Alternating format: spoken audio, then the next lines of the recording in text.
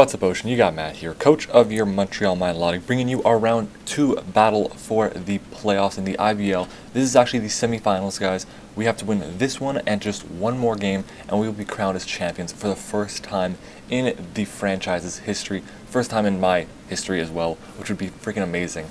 I'm sorry I'm not so excited when I'm talking right now. I'm a little bit under the weather, just a bit of a headache, bit of a clogged up sinuses, so what can you do there? But yeah, guys, I mean, I'm pretty excited because we are in the second round of the playoffs, and it's been a while since we've actually advanced in the playoffs. It's been a few seasons now where we've been bounced in the first round, which is kind of unfortunate, and I definitely think that we have a really good team that we can definitely fight for a championship.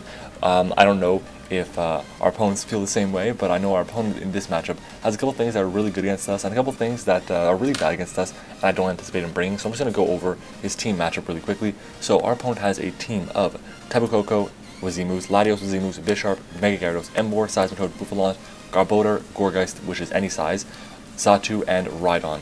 Now, we actually played our opponent before in the past, and by the way, I kind of forgot to mention, I think, our opponent is Garchomp the God, coach of the Lawrence Talonflames, and now, look, we beat him last time. I think part of it was just really good prep on our part, and the other part of it was he kind of fell right into our hands. If he basically had gone for a waterfall instead of a crunch on our Miss Magius, then he would have won the game. So because of that, I'm a little bit hesitant to say that we have a really good shot at winning this matchup. I think we do have a good shot, but you're going to notice a lot of similarities between our prep this week and our prep in week 3.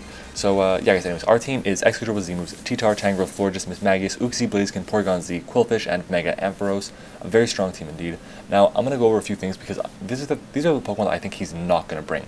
I don't think he's going to bring Tapu Koko. I don't think he's going to bring Buffalon. I don't think he's going to bring Xatu. I don't think he's going to bring Rhydon. That's 4 Pokemon out of 11, I think I said. So the the Latios, the Bisharp, Mega Gyarados, Emboar, Seismitoad, Garbodor, and Gourgeist are the Pokemon I could see him potentially bringing. So yeah, now look, I'm pretty confident in that. I don't know if he's going to be thinking, oh, I should bring one of the others, because I think last time he brought he brought Z Latios with Z Surf. He brought a Mega Gyarados with Dragon Dance and 3 offensive moves. He brought, what did he bring? I think he brought Scarf Emboar. I could be wrong. I don't remember what he brought. I don't remember what he brought. Anyways, he brought the Garbodor with spikes and toxic spikes, I believe. A Gourgeist, which was the wall for my Excadrill, and he brought a Rhydon, which was meant to beat my Tangrowth. So yeah, anyways, let's just go over what we actually brought, because we brought a very similar team.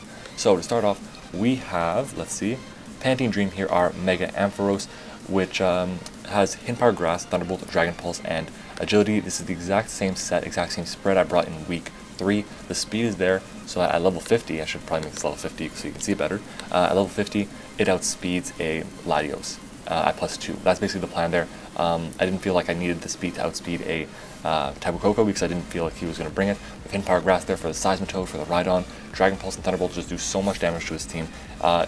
This is my really only offensive answer, or defensive answer, to the Emboar, but I can't run it defensively because it just does so well on the offense, and I need it for offense. So it's just unfortunate, but that's the way it has to be. Moving on though, we have a Dainty here, our Florges. I'm going to make this level 50 as well. We have Moonblast, Psychic, Energy Ball, and Wish. Basically, I think I had Calm Mind the last time over Wish, but I replaced it with Wish this time just because I wanted to make sure I had a bit more HP recovery. We have enough speed. I believe this is so we can outspeed a Adamant Bisharp, if I'm not mistaken. We then have max special attack. Again, Moonblast, Psychic, and Energy Ball beat his entire team.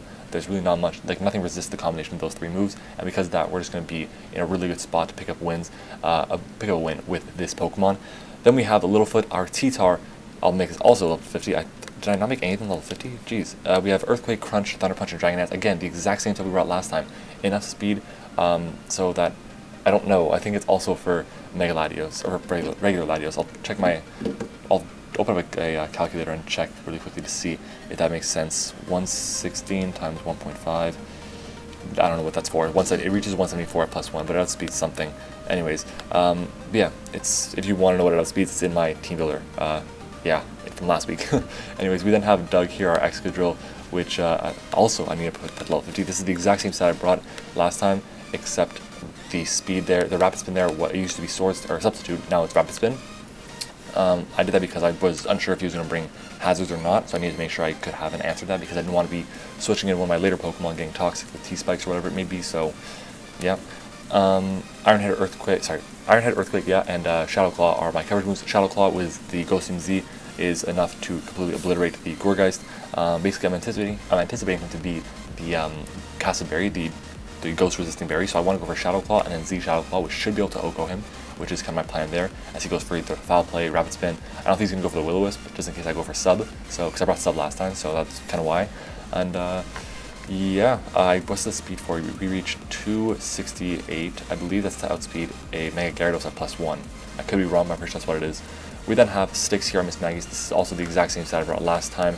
Cobra Berry, Hidden Power Fighting, Shadow Ball, Energy Ball, and Will-O-Wisp. Last time it put in so much work. It just switched around a lot, was able to KO the Garbodor, was able to burn Mega Gyarados, and then live a +2 Crunch Remit, and then obliterate it with 2 Energy Balls, which is awesome. We have Hidden Power Fighting for the Bisharp, and we have enough speed here for, what is the reach? We reach 162.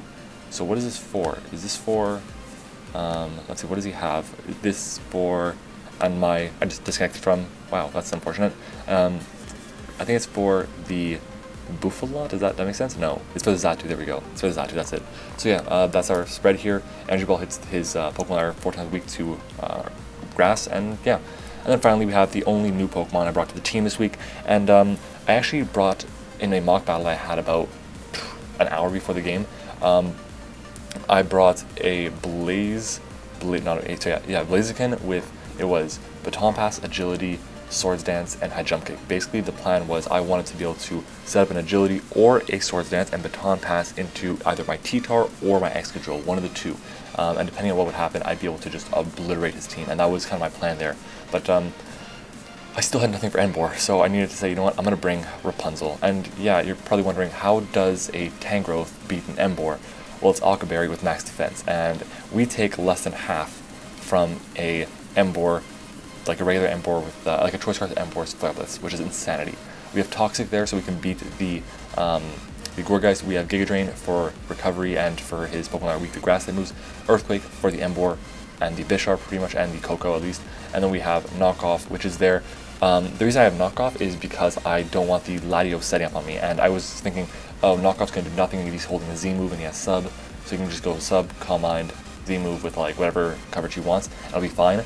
But Knockoff actually breaks the Sub, and I was like, oh damn, I'm gonna have to run like Return or something, which is like ridiculous, but Knockoff breaks the Sub every time, thankfully, so that's fine by me. And yeah guys, this is our spread. I really think we have a team that could pick up a win this week. I'm not too confident because I bring the 5 of the Pokemon I bring are pretty much the same Pokemon with the exact same EV spreads. So that went bad for my opponent last playoff game, and it could go bad for us this time. But anyways, that's enough talking. We should just get into the battle right about now. Alright guys, here we are back with the battle. As you can see, our opponent brought the Seismitoad, Emboar, what's that? Tapu Koko, Latios, Gourgeist, and Mega Gyarados. I was really kind of shocked to see the Koko here. He said himself before we were playing he wasn't going to bring Koko because it has such a bad matchup, and Koko is like the MVP of the season. Like, I think he said he finished the regular season with like 25 kills, 5 deaths, which is insanity. So yeah, I mean, anyways, let's just get into the battle because yeah, it's time. So I'm looking at this, I'm thinking the only thing he really has to take a hit from my Mega Ampharos is the Tapu Koko, and it's not going to appreciate a Thunderbolt in terrain.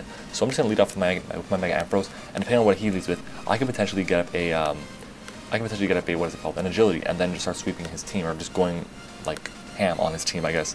So yeah guys, so good luck to Garchomp the God, aka Austin, and yeah guys, go check him out. His link will be in the description below. He's an awesome guy, really amazing guy, top-notch quality person. He is one of the admins, or one of the mods for the Ocean League. So yeah, anyway, so he leads off with the Seismitoad. I'm going to pause it here because I know for a fact he will be Rindoberry. So my plan was I'm going to go for the Dragon Pulse, just in case he's not Rindoberry, and I can still do a ton of damage to him with the Dragon Pulse either way, and it is a 2-hit KO.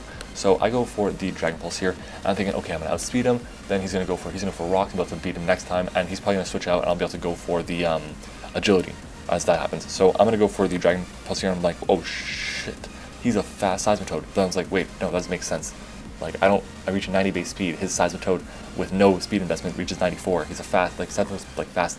So anyways, I switch out, now predicting the Earthquake, and I go with my Miss Maggie's here. And this was a stupid play on my part because I get hit with Rocks, and he goes for the Knockoff. Now that is horrible. If I had just gone for the Agility there like I wanted to, we would have been in a great spot. At this point here, I have to go for the Shadow Ball, and we do manage to take out the Seismitory, which is pretty awesome. It's basically Water Absorb is gone. It's one of his fat Pokemon that can take on my Excadrill pretty well. It's gone. He sends on his Gyarados. I'm thinking, okay, this man hasn't learned his lesson. I'm going to click Will-O-Wisp here. So I click the Will-O-Wisp, and he's going to switch out. And I was thinking, okay, that makes sense. That happened in my mock battle as well. And he goes into Emboar. Now, Emboar is obviously immune to the Will-O-Wisp, which is cool. And I'm going to go for the Shadow Ball here. I see he reveals the Sucker Punch. And I'm thinking, okay, that's fine by me. That means he's probably not Scarfed or Banded or, I don't know, Specs, I guess, even. So I go with my Mega Ampharos here. And at this point, I'm going to click, I believe, Thunderbolt. Now, I should have probably clicked the Dragon Pulse here. I don't know why I didn't click the Dragon Pulse. I think he was going to go for the Coco. But he goes into Korra here, his Gourgeist. And he is Frisk, of course. It's a Gourgeist Super. It's probably max defense, max HP. And this is all he has that really wants to take hits from the Mega Ampharos. I'm going to click Agility here, though, because I thought he was going to switch out, preserving this thing, because it is the only thing that can take on my Excadrill. But he goes to the Leaf Seed and stays in. Like, I'm going to pause it because, like, I don't understand it. Holy crap. This man just made two great plays against me when I was thinking, I'm going to outplay him here and do this and outplay him here because of that. And basically, if I had just agilityed up the first time with my Mega Ampharos, I would have been fine. He would have done like 10% to me with knockoff. I would have Dragon Pulse again, I would have obliterated him. And that would have been awesome. The other time, I went for the agility here thinking he was going to switch out, and he stayed in and went for Leaf Seed, and it's just like, oh, come on, really? That's so bad. If he had switched out to anything, I would have been so happy. Anyways, he's going to get back some health from Leaf Seed, and he's in range for the Dragon Pulse here. It should be able to take him out too, and he's going to go for the Shadow Sneak here. I'm like, that's kind of expected, that's fine by me. That is about 20 points of damage, and Dragon Pulse comes out, and this should be able to pick up a kill here. But you're going to look at this, and it does not, and that's where Leaf Seed damage comes in clutch for him, because he gets back basically enough HP. He gets back enough HP to pretty much save him there. So that's just so unfortunate. Dragon Pulse could have killed him there, and Thunderbolt comes out and picks up the kill here. And we're only at 60 HP on our Mega Ampharos. I'm thinking, oh crap, this is pretty much done. He sent out his Latios here. I'm like, oh, okay, well, I'm going to pause it because there is like no way he's going to outspeed me, because unless he's Scarfed, and there's no way he's going to live this hit unless he's Havenberry. So one of the two, he's one of the two items, but I have to stay in. I can't waste my agility. So I stay in, go for the Dragon Pulse. We outspeed it. There's no berry something. Is he sashed? Nope, he just drops. Unbelievable. I didn't expect that at all. But we do manage to pick up a kill on the Latios, which is insane. He then goes into his Tapu Koko. We don't have enough speed for this thing. I was kind of hoping we built outspeed it, because I'll just pause it because our fastest Pokemon is base 105. It's Mismagius. And I was thinking, okay, he's probably going to have enough speed to outspeed my Mismagius, and that'll be fine. But he actually has enough speed to outspeed this thing still, which is kind of unfortunate. But whatever. Down goes our Tapu Koko, or not Tapu Koko, down goes our Mega Ampharos, and we're left with 3 Pokemon, or no, 4 Pokemon, right? 4 Pokemon or 5? I don't know, whatever we're left with. Yeah, 4 Pokemon, and he's gonna actually reveal the Z Bloom Doom, or the Z Grass Knot it is. And I'm thinking like, okay, yeah, this does nothing. It'll do like 60% to me. I'll be able to then hit Thunder Punch and do a ton of damage to him. I didn't click the Earthquake because I thought he was gonna switch out into his Gyarados, and then outspeed me and go for the Waterfall and obliterate me. So I went for the Thunder Punch here, and that's why this is just so unfortunate, because this Coco could have been gone, and he's just playing around me so well. Like, I can't, like, he should have known I would have lived that hit. But he goes to the Grass Knot here, and we're going to go down to this one. Now, the reason I didn't Dragon Dance there was because I still would not have outsped him if he was max speed, and he probably was. Anyways, he takes some hit from what is it, Sand, and I go into my Excadrill here, and I'm going to click the Z Shadow Claw, because I know he's going to his Gyarados. It's his only answer to a Earthquake, and Earthquake just kills everything else on the team. If he had Mega Evolved, then we would have been able to just click Earthquake twice and win the game. But, or 4 times win the game. But he did Mega Evolve. It's good on him. I go for my Z Shadow Claw here, and this should do about 50% to him. I think the roll is like 46 to 54, something like that. Something like that, I don't know. Anyways, we get the, well, beautiful Z move off, and we do very little to him. He's still over half after Sand. I'm thinking, okay, well, if we got a higher roll than that, we could have probably won this game right away here with Excadrill, because Earthquake would have been able to take him out, even at -1. We still do a ton of damage to him with Earthquake here. So Earthquake comes out, and this hopefully could kill. No, we're a few points shy, which is so unfortunate. We're actually like a few points shy of knocking him into Sand damage as well, which is, I believe if he had one more turn of Sand or something like that, we would be able to pick up a kill here. So right now I'm left with just 2 Pokemon, my Florges and my Tangrowth. I go into my Tangrowth, and Tangrowth I can just click Earthquake here freely. Gyarados does nothing to me. His play is to attack me there. I don't know why he didn't, because in comes the Emboar, and Emboar will take over half to the Earthquake, and I am not going down unless it's a, like a crit Flare Blitz with Choice Band or Light Orb. So he's going to go for the Flare Blitz here. I eat my Aqua Berry, and we are going to live this hit. Look at how well we take this. Yum. That was Choice Banded, by the way. that was Choice Bandit, and that literally brought the game back for him. If he was Choice Scarf, if he was Life Orb even, we would have won the game right there, because his Gyarados was at almost no HP, and his Coco would have died to an Earthquake, and we wouldn't have to live the Thunderbolt, which is just insane. But in comes the Coco here. We can't live the Thunderbolt, and I just typed in the chat, GG. Like, good job, man. Congrats on advancing. Like, incredible match. Really smart bringing the Coco. So I send in my Floridas here, and I'm thinking, like, we can't live, like, my calc says it's impossible for us to live two Thunderbolts after rocks and with sand. So I get, and leftovers, of course. So we're sitting at, 60 HP, and he's gonna go for the Thunderbolts here, and this should be the game here. He's gonna go for the Thunderbolt, and we live on 1.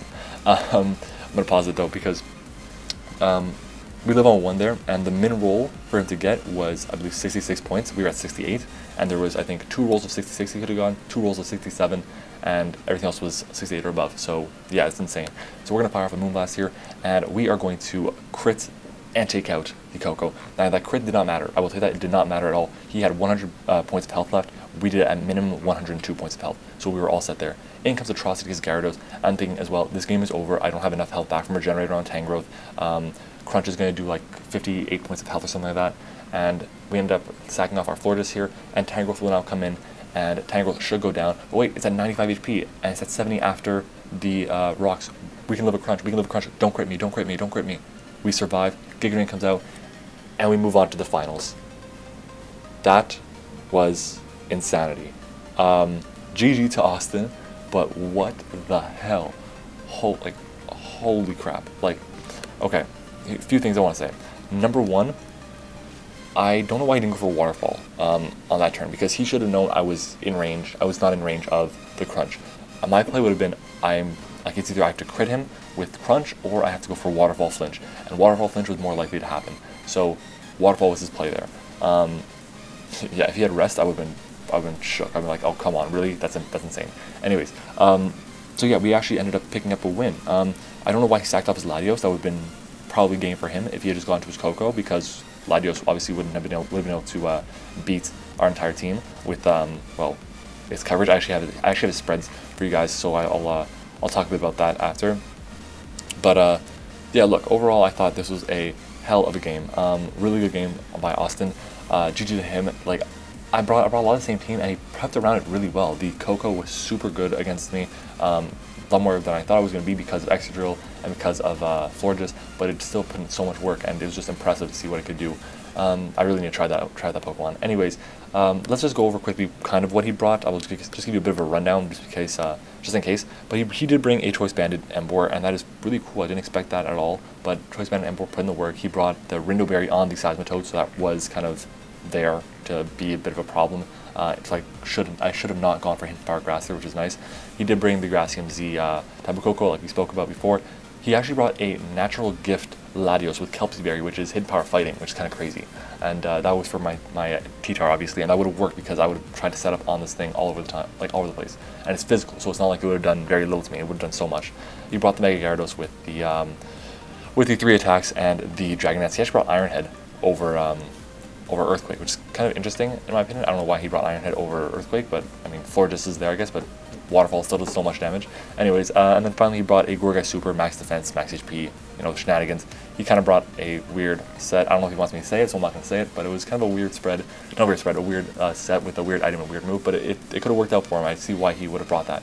Anyways, though, guys, that's it. That's the battle. I hope you guys enjoyed this video. If you did, and if you are here supporting the Montreal Milotics, we are fighting for the IBL Championship next week. Make sure to smash the like button and subscribe if you haven't already. I have no idea who our matchup is right now. I'm recording this about a week in advance, right after I had the battle, and honestly, I don't know who it is. It could be either Kurt and Kurt, so Point Blank, and the Portage Herdiers, or it could be Darude Leafstorm and the Aberdeen Azels. One of whom we lost to, the other one we would have lost to if we hadn't lived on 1 HP with our Excadrill from a Drain Punch from a oh my god, Kangaskhan. There we go. So yeah, guys, if you enjoyed this video, make sure to leave a like, comment, subscribe if you haven't already, and please support us next week when we face off against one of those 2 teams and try and go for our first championship. Thank you so much for watching, and I will see you all next time.